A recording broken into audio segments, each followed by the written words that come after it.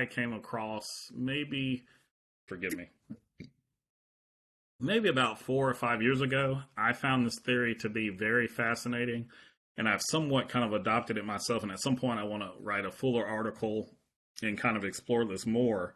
But this theory to me was very helpful about the sources in the Pentateuch when it comes to trying to deal with Mosaic authorship and whether or not there were sources within the Pentateuch, Genesis through Deuteronomy. I found that this particular view was very helpful, even though it's not adopted whole stream by most evangelicals today. The guy who originated was an evangelical, and it's kind of been dismissed since then. And me and a few other minority scholars, and not black minority, but minority on this view, are trying to kind of revive this theory. And so it may help you. You may not like this theory as much, and so I will do my best to try to explain this, and then I'll open it up for questions in general. All right, so let me figure out how to go to the next slide. When I hit enter, does this? Okay, so here we go.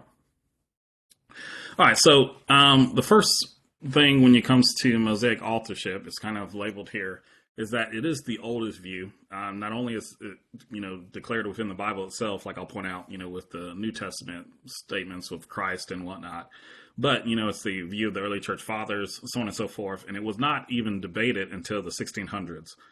So in general, even though obviously as an evangelical, I want to take the Bible at face value, and as a conservative, that's the way I want to deal with the Bible. Even if I could step out of that, though it's hard to do, obviously, as a scholar, the evidence points towards Mosaic authorship of the Pentateuch. And so you have to argue against that. You can't just assume that that's not true and then expect everyone else to make that argument. And so that's one of the biggest issues with the source criticism in the JEDP document, is it starts off with the assumption that Mosaic authorship is not there at all, and then kind of tries to build this sort of theory from there. But that's just not where the evidence is. Now, on the other side of that, there is evidence that there are some sources in the Pentateuch. So the clearest one is in Numbers 21:14, and I'm not sure, if Corey pointed this out in his video, so forgive me if I'm repeating that. But what's interesting here is you have the word shefer, which means book there, or scroll, however you'd want to translate it. And then that same word is used in Deuteronomy 5:1, where we're talking about the book of the generations of Adam, and you have that Toledot formula, which once again I'm sure Corey has kind of pointed out to you. So whatever this source is that's used in Numbers, at least the one that's used for the Toledot formula for Adam, the generations formula for Adam, is also considered to be that same source by Moses, the author of the Pentateuch. And then if you'll notice down here, and I don't know if y'all can see my pointer, but, most of the Toledots are found in the Pentateuch. So you've got 13 in Genesis, 3 in Exodus, 13 in Numbers. So the usage of this word is concentrated within that book much more than it is anywhere else in the Bible. This one in Ruth is obviously trying to prove the lineage of David. And then the one in Chronicles, I would argue, is just mimicking the style of Genesis. So whatever these Toledots were, which I'm going to give you a theory for what I think that they're involved with here in a second, wherever they were, Genesis was, or the Pentateuch is the case where we have the most of that. And it seems like they were related to some sort of scrolls or books or tablets, like I'm going to suggest here in a moment. And so once again, you've got this already in Chronicles, and I put this in here to point out, it's not as if it's uncommon in the Bible for there to be a book that contains a lot of other sources of books that we don't necessarily have access to. And I won't spend a lot of time on this, but obviously you got all of these different sources that are in Chronicles. I'll send out this PowerPoint, to y'all as well, if this is something you're interested in. But you've got tons of sources in Chronicles, so it shouldn't be out of the blue for us to assume that there might be some sources in other books as well, including the Pentateuch. So the question we're trying to answer is, how do we reconcile those two things? How do we reconcile the fact that traditionally in the Pentateuch itself, all over Scripture, there's this idea of Mosaic authorship, and we've got this indication that there's also some sources included here. Once again, I think one extreme is to this kind of dictation view that Moses, wrote every word and didn't use any sources, for lack of a better way of saying it. I'm trying to once again be fair, the other extreme is this, no, it's only sources and it had nothing to do with Moses.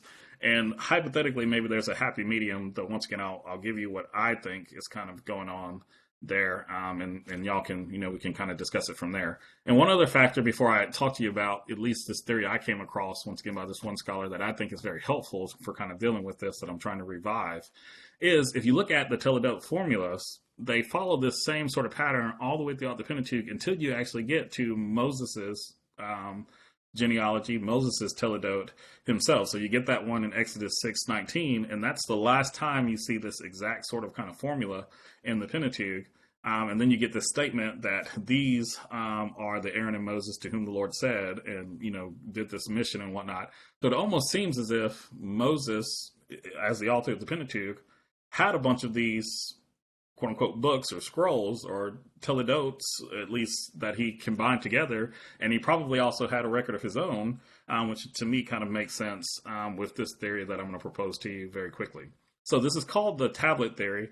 And it was first argued by P.J. Wiseman, and then his son kind of took this on and wrote some more on it. And there's another guy named Harrison, if I'm remembering his last name is the last, and I think he wrote his in like 1977, or something like that. I can't remember the date for Wiseman's, which I can send out to y'all later. But pretty much what he's going to argue is that there was it was traditional in ancient cuneiform text for there to be tablets. And on one side of the tablet, you would have the genealogies of the people who it's being covered. So you'd get the genealogy, from Abraham, to Jacob or whatever, the genealogy would be. And then on the other side, you would have a story about what made that patriarch or that person important. And that seems to fit the same sort of pattern that we have in Genesis, is what he kind of deals with in his book. So he's going to just notice that, they have these kind of unique things. They have some sort of indication about a date. Now, that date sort of thing is not going to be exact. It's going to say something like after the flood or after these events or after this sort of thing happened, which once again fits very well with what we see in Genesis, at least in my opinion. And so he's going to just point out, that you do have these catch lines and whatnot that kind of exist within the Pentateuch, which are very interesting because, once again, you'll see them and you'll see this sort of repetition in places where you don't necessarily, at least from an English perspective, sometimes you don't feel like you need that repetition. But hypothetically, it could be there indicating that these were the quote-unquote scrolls or tablets that, were pieced together. So in general, Harrison and Wiseman are both going to argue that these were, quote unquote, the 11 tablets or so that Moses, took with him out of Egypt, or that the Israelites took with them, and obviously at some point got to Moses out of Egypt when they left. And that in this sense, it would be, God inspiring Moses to piece these together in such a way as to preserve them, and then, for future generations and kind of deal with it in such a way as to turned it into what we now call the Pentateuch as inspired scripture. And we can get into maybe the debate of whether these tablets were inspired individual or not. I'm not necessarily trying to dabble into that. But I do think there are at least some signs of the realities that Moses, it's not as if Moses just had to get all of this information orally, maybe, or that he, necessarily just got all of these through divine inspiration either, but that God divinely inspired this history to kind of be preserved until the time of Moses, and then from there pieced it together into the Pentateuch is at least a possibility based on the nature of other ancient Near Eastern writings that we're aware of, and once again some of the signs and indications within the Pentateuch. And once again, I'm trying to not spend too much time on each of these, though I could talk about this theory, forever in a certain sense.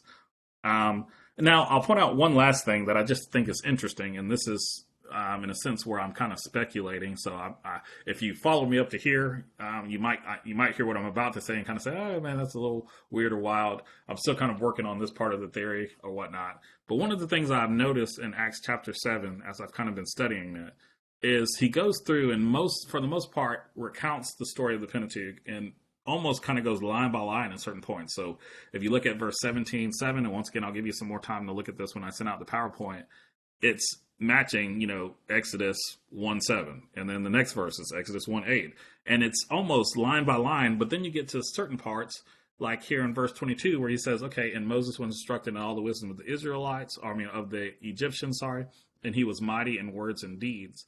And as I would read through chapter 2, which you would expect to find that right after verse 10 or something like that, based on kind of the parallels he's drawing, it's just like nowhere. Where's he getting that statement from? And then you kind of continue on, and once again you have another one where he says, okay, he supposed that his brothers would understand that God was giving them salvation by his hand, but they did not understand.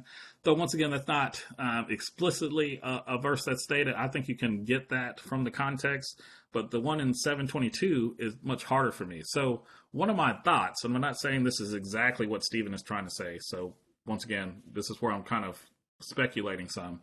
One of the thoughts is, hypothetically, Stephen could be aware of the fact that there are all of these sort of Egyptian writing techniques and all of that Moses would have learned in, being amongst the Egyptian people, until the age of 40 and whatnot, that he used to kind of craft and put together the Pentateuch, and that he's kind of picking up on that. And from there, going that he knew this quote unquote wisdom of the Egyptians, he knew the ways of them, similar to like Daniel, and his three friends and so on and so forth, trained in this case by the Babylonians.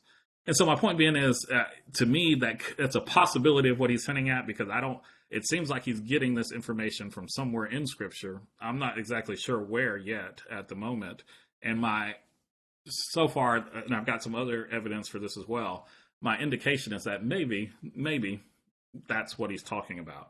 And so with that being said, I would also recommend one other quick book, and then once again, I'll kind of open it up more and generically to questions, is a good book that I've also came across probably at this point, maybe 5 or so years ago. I got a copy of this when it first came out, by Abner Cho, and I enjoy, so far, everything I've read by him, I've really enjoyed. And it's pretty much, from this quote here, which I won't read to y'all, his point is that, I didn't follow this view beforehand, but he gave me more evidence for why I didn't want to follow this view. But his point is that the New Testament authors are not doing some sort of crazy new hermeneutic where they're just kind of making up things that we couldn't find in the Old Testament. Instead, they're carefully picking up on what he calls the prophetic hermeneutic, and then their apostle hermeneutic is kind of the same hermeneutical tools that they both have used, and then from there we should develop what he calls a Christian hermeneutic, by which we follow the pattern in which they interpreted Scripture, the New Testament interpreting the Old, obviously, and that is a consistent hermeneutic throughout the entire Bible. It's not as if you get to the New Testament age and they're now doing this new sort of spiritual thing, and we can't now go back and recopy that because they're using techniques that we're not allowed to use today in exegesis. And so because of that view, that's why I would settle on something like this to say this has to be something going on in the Pentateuch in Acts 7:22 that is leading Stephen to make this statement. Though once again, I'm not sure exactly yet. And so, in there, once again, to me, when I came